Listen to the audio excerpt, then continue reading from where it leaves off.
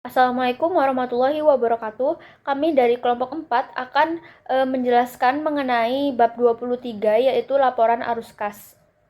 Sebelumnya, perkenalkan nama saya Debi Maura dengan NPM akhir 216 dan 6 teman saya lainnya yaitu Muhammad Akilah dengan NPM akhir 336, Karin Nabila dengan NPM akhir 178, Muhammad Zahir dengan NPM akhir 225, Syahzia Faradila dengan NPM akhir 244, Anindya Widya dengan NPM akhir 250, dan Fira Serlinda dengan NPM akhir 405. Pertama, kita akan masuk ke kegunaan laporan arus kas. Jadi di dalam laporan arus kas sendiri memiliki beberapa fungsi. Yang pertama, kemampuan entitas menghasilkan arus kas masa depan. Lalu kemampuan entitas membayar dividen dan melunasi kewajiban. Alasan perbedaan antara laba neto dan arus kas neto dari aktivitas operasi dan transaksi kas serta non-kas atas investasi dan pendanaan selama periode berjalan. Lalu, klasifikasi arus kas. Pada klasifikasi arus kas ini terdapat 3 jenis. Yang pertama ada aktivitas operasi atau operating activities.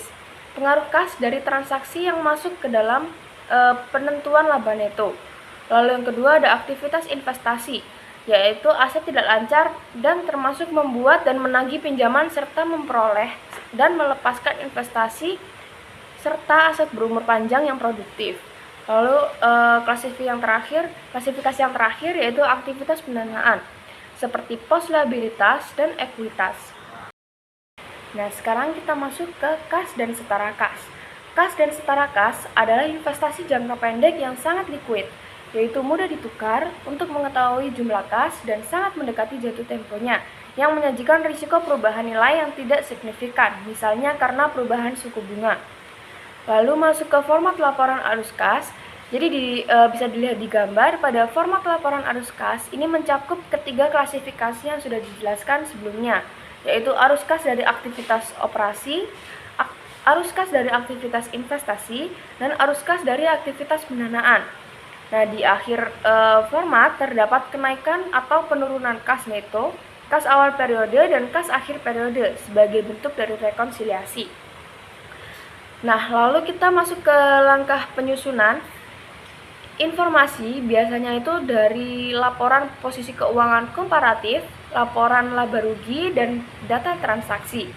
Nah, langkah-langkahnya itu ada 3. Yang pertama, menentukan perubahan pada kas, lalu menentukan arus kas neto dari aktivitas operasi, dan yang terakhir menentukan arus kas neto dari aktivitas investasi dan pendanaan. Nah, kita masuk ke contoh pertama pada tahun 2010. Perusahaan Tax Consultants beroperasi mulai tanggal 1 Januari tahun 2010 saat menerbitkan 60.000 saham biasa dengan nilai pari $1 untuk kas sebesar $60.000. Perusahaan menyewa ruang kantor, perabotan, dan peralatan serta melakukan konsultasi pajak selama tahun pertama. Nah, di sini bisa kita lihat sebagai sumber disajikan juga laporan posisi keuangan komparatif dan juga laporan laba rugi yang bisa dilihat pada gambar tersebut. Untuk penjelasan lebih lanjut akan dijelaskan oleh teman saya. Oke, baik, saya akan menjelaskan lanjutan dari teman saya yang tadi. Untuk langkah yang pertama yaitu menentukan perubahan pada gas. Untuk menyusun laporan arus kas, langkah pertama adalah menentukan perubahan pada kas. Ini adalah perhitungan sederhana. Tax konsultan sama sekali tidak memiliki kas di tahun 2010, yang memiliki kas sebesar $49.000 pada akhir tahun 2010. Dengan demikian, kas perubahan meningkat pada tahun 2010 sebesar $49.000. Untuk langkah selanjutnya yaitu menentukan arus kas neto dari aktivitas operasi. Nah, untuk mengetahui arus kas neto dari aktivitas operasi, perusahaan itu harus menyesuaikan laba neto dalam berbagai cara. Titik awal yang berguna adalah memahami mengapa laba neto harus dikonversi menjadi kas neto yang diperoleh dari aktivitas operasi berdasarkan IFRS. Kebanyakan perusahaan menggunakan basis akuntansi akrual. Seperti yang telah dipelajari, basis ini mengharuskan perusahaan mencatat pendapatan bila besar kemungkinan manfaat ekonomi dan akan mengalir ke perusahaan dan mencatat beban pada saat terjadinya. Nah, lalu di sini ada perbedaan metode langsung dan metode tidak langsung. Untuk metode langsung atau direct method disebut juga metode laporan laba rugi, melaporkan penerimaan kas dan pengeluaran kas dari aktivitas operasi. Dengan kata lain, metode langsung mengurangi pengeluaran kas operasi dan penerimaan kas operasi. Metode langsung menghasilkan penyajian laporan penerimaan kas dan pengeluaran kas yang ringkas. Lalu untuk yang metode tidak langsung ini, eh, metode langsung atau indirect method atau metode rekonsiliasi dimulai dengan laba neto dan mengonversi laba neto tersebut ke arus kas dari aktivitas operasi. Dengan kata lain, metode tidak langsung menyesuaikan laba neto untuk item yang memengaruhi laba neto yang dilaporkan, tetapi tidak memengaruhi kas. Untuk menghitung arus kas neto dari aktivitas operasi, perusahaan menambahkan kembali biaya non tunai dalam laporan laba rugi menjadi laba neto dan mengurangi kredit non tunai. Lalu untuk langkah yang terakhir yaitu menentukan arus kas neto dari aktivitas investasi pendanaan. Nah, setelah tax konsultan menghitung kas neto yang diperoleh dari aktivitas operasi, maka selanjutnya adalah menentukan apakah ada perubahan lain dalam laporan posisi keuangan yang menyebabkan kenaikan atau penurunan pada kas. Misalnya, pengujian laporan posisi keuangan untuk tax konsultan menunjukkan kenaikan pada saham biasa dan saldo laba. Kenaikan modal saham biasa sebesar $60.000 dihasilkan dari penerbitan saham biasa untuk kas. Penerbitan saham biasa dilaporkan dalam laporan arus kas sebagai penerimaan kas dari aktivitas pendanaan.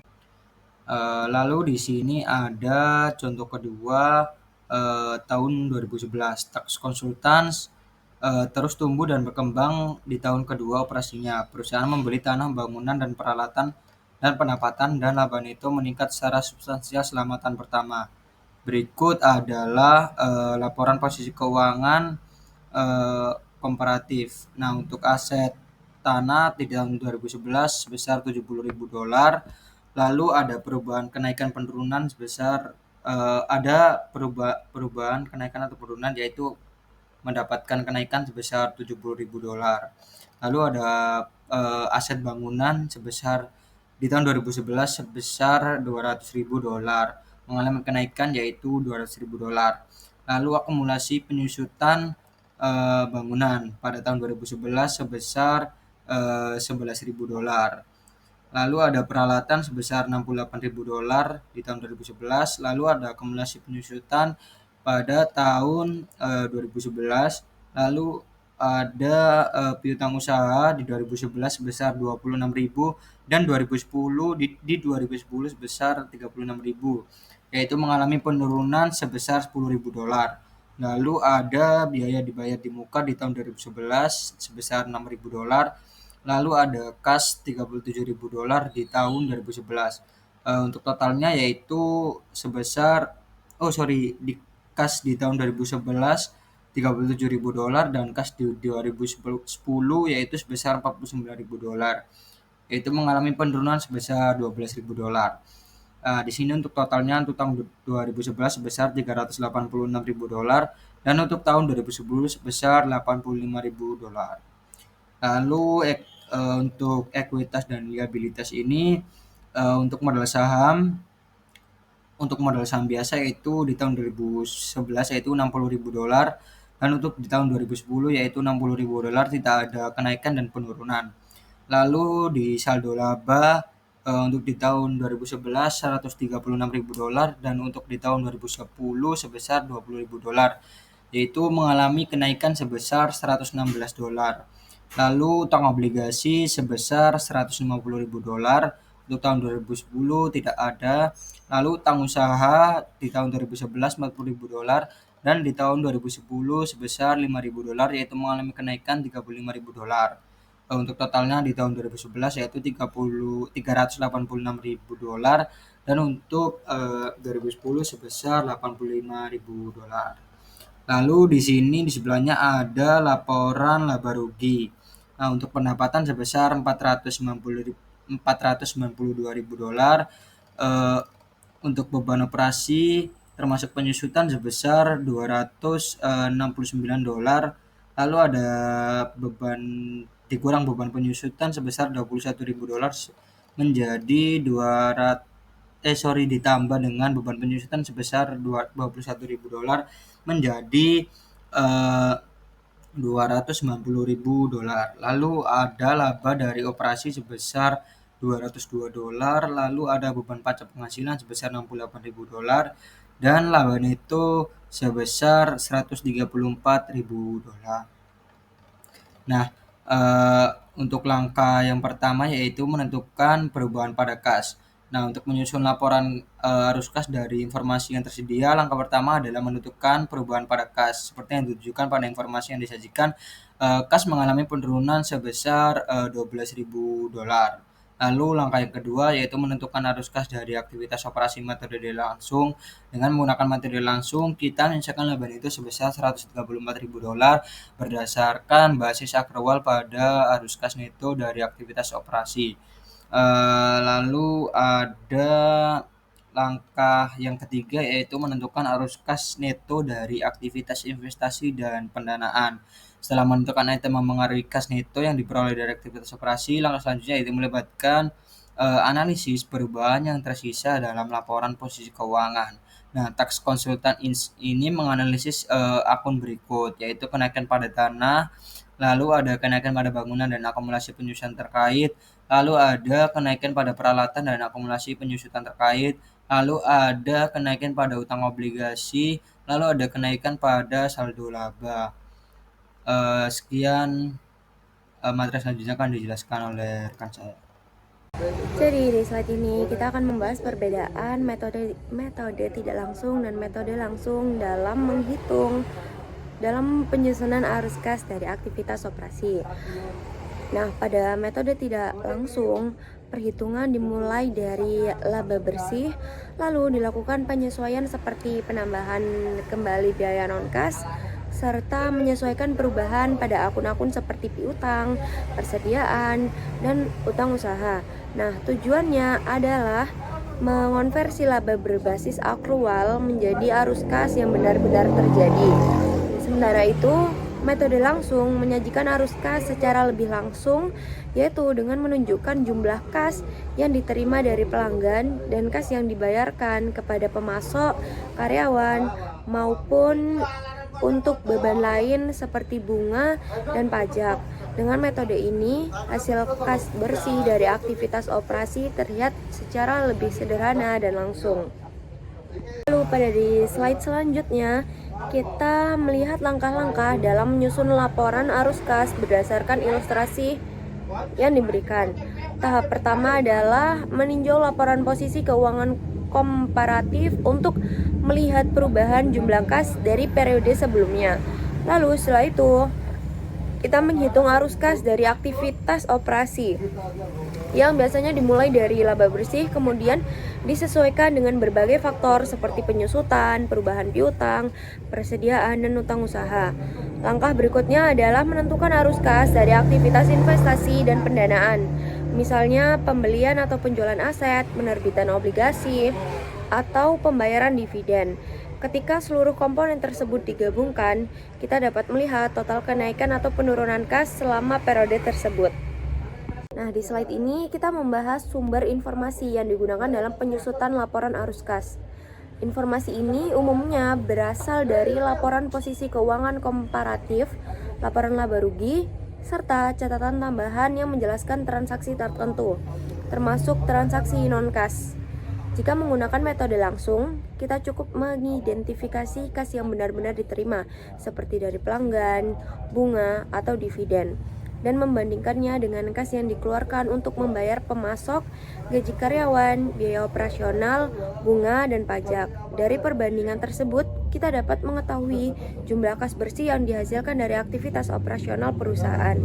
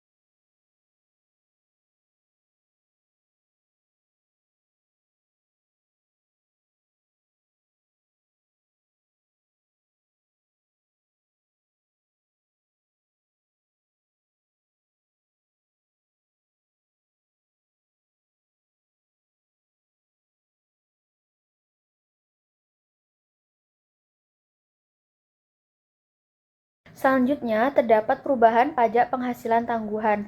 Nah, pada perubahan ini itu tidak mempengaruhi kas, tetapi mempengaruhi laba. Nah, contohnya itu misalkan terdapat Delta Airlines, yaitu mengalami kenaikan liabilitas pajak tangguhan sebesar 1,2 miliar US dollar, sehingga beban pajak naik dan laba netonya turun. Namun, karena tidak ada arus kas nyata, jumlah tersebut itu tidak ditambahkan kembali ke laba neto dalam laporan arus kas. Kemudian terdapat metode ekuitas akuntansi. Nah, dalam metode ekuitas ini terdapat 2 poin, yaitu yang pertama menambah akun investasi dan mengakui pendapatan atas bagian laba investasi, dan poin yang kedua yaitu mengurangi akun investasi ketika menerima dividen. Kemudian terdapat kompensasi berbasis saham. Ini itu dicatat sebagai beban non-kas berdasarkan nilai wajar karena tidak mempengaruhi kas. Beban ini itu ditambahkan kembali ke laba neto pada arus kas operasi. Kemudian jika timbul aset pajak tangguhan, kenaikannya itu dikurangkan dari laba neto. Kemudian terdapat kerugian dan keuntungan. Yang pertama itu yang direalisasi, untuk kerugiannya itu tambah ke laba neto, yaitu non tunai. Kemudian keuntungannya mengurangi laba neto, yaitu arus kas investasi. Kemudian untuk yang belum direalisasi, kerugian dan keuntungannya ini disesuaikan jika mempengaruhi laba neto. Nah, jika tidak diabaikan dalam arus kas operasi. Selanjutnya memasuki ke piutang usaha. Dalam piutang usaha ini terbagi menjadi 2, yaitu metode tidak langsung dan metode langsung. Pada metode tidak langsung, jika saldo penyisihan piutang tak tertagih ini meningkat, kenaikan tersebut itu dianggap sebagai beban non-kas dan perlu ditambahkan kembali ke laba neto, sehingga fokusnya itu adalah perubahan piutang usaha neto. Karena itulah yang mempengaruhi arus kas operasi. Kemudian untuk yang metode langsung, dalam metode langsung ini perusahaan tidak memperhitungkan penyisihan. Perusahaan langsung menghitung kas yang diterima dari pelanggan dan kas yang dibayarkan untuk beban, sehingga perubahan penyisihan tidak mempengaruhi perhitungannya. Nah, selanjutnya yaitu mengenai perubahan modal kerja lainnya. Nah, perusahaan itu kan biasanya menyesuaikan seluruh perubahan aset lancar dan liabilitas jangka pendek terhadap laba neto untuk menghitung arus kas operasi. Namun, tidak semua perubahan modal kerja itu mempengaruhi laba neto. Beberapa perubahan hanya mempengaruhi kas karena termasuk aktivitas investasi atau pendanaan. Misalnya, yang pertama itu pembelian investasi jangka pendek. Kasnya ini berkurang, yaitu tidak mempengaruhi laba, sehingga dicatat sebagai arus kas investasi. Kemudian yang kedua adalah penerbitan wesel bayar jangka pendeknya ini kasnya bertambah, sehingga tidak mempengaruhi laba, lalu dicatat sebagai arus kas pendanaan. Kemudian terdapat utang dividen, ini itu tidak mempengaruhi laba atau kas sampai dividen ini benar-benar dibayar. Kemudian yang terakhir yaitu mengenai rugi neto. Nah, jika perusahaan ini mengalami rugi neto, itu tetap perlu dilakukan penyesuaian untuk semua beban non-kas seperti penyusutan ataupun amortisasi. Nah, beban non-kas ini ditambahkan kembali ke rugi neto karena tidak mengurangi kas. Setelah penyesuaian, arus kas operasi ini bisa menjadi positif ataupun negatif, tergantung besar kecilnya beban non-kas dibanding rugi neto. Kemudian arus kas operasi bahkan bisa negatif meskipun laba netonya positif jika penyesuaiannya menghasilkan pengurangan kas yang besar. Lalu selanjutnya ada transaksi non-tunai yang signifikan. Transaksi non-tunai yang signifikan adalah transaksi keuangan yang meskipun tidak melibatkan arus kas secara langsung, tetapi memiliki pengaruh yang besar terhadap posisi keuangan perusahaan. Karena laporan arus kas hanya menyajikan informasi yang berkaitan dengan penerimaan dan pengeluaran kas, maka transaksi-transaksi penting yang tidak mempengaruhi kas perlu tetap diungkapkan agar laporan keuangan memberikan gambaran yang lengkap dan informatif. Pengungkapan ini berguna bagi pengguna laporan keuangan seperti investor, kreditor, dan analisis untuk memahami keseluruhan aktivitas ekonomi perusahaan yang sebenarnya terjadi. Contoh transaksi non-tunai yang umum antara lain meliputi perolehan aset dengan asumsi liabilitas seperti kewajiban sewa pembiayaan, pertukaran aset moneter antar perusahaan, pembiayaan kembali utang jangka panjang yang tidak memerlukan pembayaran ke saat itu, konversi utang atau saham preferen menjadi saham biasa, serta menerbitkan saham untuk melunasi utang. Karena nilainya dapat material, maka perusahaan wajib mencatatnya dalam catatan atas laporan keuangan atau melalui laporan tambahan yang terpisah dari laporan arus kas.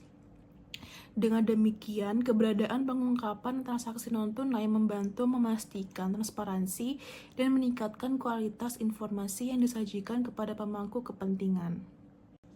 Selanjutnya ada pengungkapan khusus bunga, pajak, dan dividen. Standar Pelaporan Keuangan Internasional atau IFRS menekankan pentingnya pengungkapan khusus untuk arus kas yang berkaitan dengan bunga, pajak penghasilan, dan dividen karena klasifikasi dari transaksi tersebut dapat berbeda sesuai sifatnya dan kebijakan perusahaan. Bunga yang dibayarkan seringkali dapat diklasifikasikan sebagai aktivitas operasi karena terkait dengan beban keuangan perusahaan. Namun, dalam beberapa situasi, bunga dapat dianggap sebagai aktivitas pendanaan apabila terkait langsung dengan pembiayaan perusahaan. Demikian pula, bunga yang diterima dapat digolongkan sebagai aktivitas operasi atau investasi tergantung sumber penghasilannya. Dividen yang diterima dapat dianggap sebagai arus kas dari aktivitas investasi, sedangkan dividen yang dibayarkan umumnya diklasifikasikan sebagai aktivitas pendanaan karena merupakan hasil dari distribusi laba kepada pemegang saham. Pajak penghasilan biasanya termasuk dalam arus kas dari aktivitas operasi, kecuali jika pajak tersebut berhubungan langsung dengan transaksi investasi atau pendanaan tertentu. Pengungkapan terpisah ini memberikan manfaat bagi analis untuk menilai sejauh mana laba perusahaan didukung oleh arus kas nyata. Perbandingan antara laba operasi dan arus kas operasi, misalnya melalui perhitungan rasio, mampu mengungkapkan potensi manipulasi pengakuan pendapatan atau agresivitas akuntansi yang dapat menyesatkan. Oleh karena itu, penyajian informasi arus kas yang detail dan transparan sangat penting dalam proses evaluasi kinerja perusahaan dan keberlanjutan laba yang dihasilkan. Lalu ada penyusutan kertas kerja laporan arus kas. Dalam praktik akuntansi, kertas kerja merupakan alat bantu penting yang digunakan perusahaan untuk menyusun laporan arus kas secara sistematis dan tepat, khususnya ketika menggunakan metode tidak langsung yang memerlukan banyak penyesuaian dari laporan laba rugi dan laporan posisi keuangan. Penyusunan kertas kerja dimulai dengan mencatat saldo awal dan saldo akhir setiap akun neraca, kemudian menjelaskan perubahan saldo yang terjadi selama periode perjalanan. Setiap perubahan tersebut dianalisis untuk menentukan apakah memiliki dampak terhadap arus kas atau justru merupakan penyesuaian non-kas seperti depresiasi dan amortisasi. Setelah seluruh akun dianalisis, perubahan yang memengaruhi arus kas dikelompokkan ke dalam 3 kategori utama, yaitu aktivitas operasi, investasi, dan pendanaan. Kertas kerja ini membantu mengidentifikasi arus kas masuk dan keluarnya secara lebih akurat sehingga informasi yang disajikan sesuai dengan standar akuntansi yang berlaku. Selain itu, kertas kerja tidak digunakan sebagai dasar penjurnalan, melainkan hanya sebagai dokumen internal yang memberikan gambaran rekonsiliasi data keuangan secara lengkap. Dalam proses penyusunannya, kertas kerja juga mempertimbangkan akun seperti saldo laba yang dapat berubah karena laba bersih maupun pembagian dividen. Dengan menggunakan kertas kerja, perusahaan dapat menyusun laporan arus kas yang lebih terstruktur, informatif, dan akurat sehingga mempermudah pengguna laporan keuangan dalam memahami perubahan posisi kas perusahaan secara menyeluruh. Baik, di sini saya akan menjelaskan tentang penyesuaian rekonsiliasi laba neto ke arus kas operasi. Yang pertama yaitu ada piutang usaha atau neto. Kenaikan piutang usaha sebesar $53.000 merupakan penyesuaian yang tidak menghasilkan arus kas masuk. Oleh karena itu, peningkatan ini dikurangkan dari laba neto dalam rekonsiliasi. Yang kedua ada persediaan. Kenaikan persediaan sebesar $152.000 menunjukkan penggunaan kas karena pembelian persediaan tidak menambah beban pokok penjualan. Kenaikan persediaan ini dikurangkan dari laba neto. Yang ketiga, ada biaya dibayar di muka. Penurunan biaya dibayar di muka sebesar $500 merupakan beban dalam laporan laba rugi. Tetapi tidak ada arus kas keluar. Karena beban bertambah tanpa mengurangi kas, maka jumlah ini ditambahkan ke laba neto.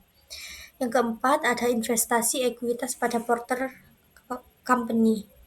Kenaikan investasi ekuitas sebesar $3.500 mencerminkan bagian laba satelit atas laba porter company, sehingga meningkatkan laba neto.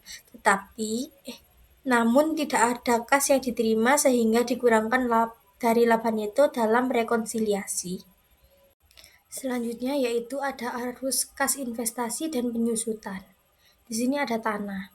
Satelit membeli tanah seharga $6.000 melalui penerbitan wesel jangka panjang, yang merupakan transaksi non-kas dan tidak mempengaruhi arus kas. Selain itu, terjadi penggusuran tanah yang menghasilkan penerimaan kas sebesar $18.500 dan keuntungannya yaitu $8.000. Keuntungan ini dikurangkan dari laba neto karena termasuk arus masuk aktivitas investasi. Selanjutnya yaitu ada peralatan dan akumulasi penyusutan. Analisis ini menunjukkan beberapa transaksi mempengaruhi peralatan. Yang pertama, pembelian peralatan sebesar $53.000 yaitu arus kas keluar investasi. Yang kedua yaitu ada penjualan peralatan dengan rugi sebesar $1.500 dan nilai buku $5.500. Arus kas masuk sebesar $4.000. Rugi ini ditambahkan ke laba neto karena tidak mempengaruhi kas. Yang ketiga yaitu ada penyusutan peralatan sebesar $11.500. Beban non-kas dan ditambahkan kembali ke laba neto. Dan yang terakhir ada perbaikan besar peralatan sebesar $11.000. Arus kas keluar investasi. Sekian yang dapat kelompok kami sampaikan. Terima kasih telah menonton. Kurang lebihnya mohon maaf. Wassalamualaikum warahmatullahi wabarakatuh.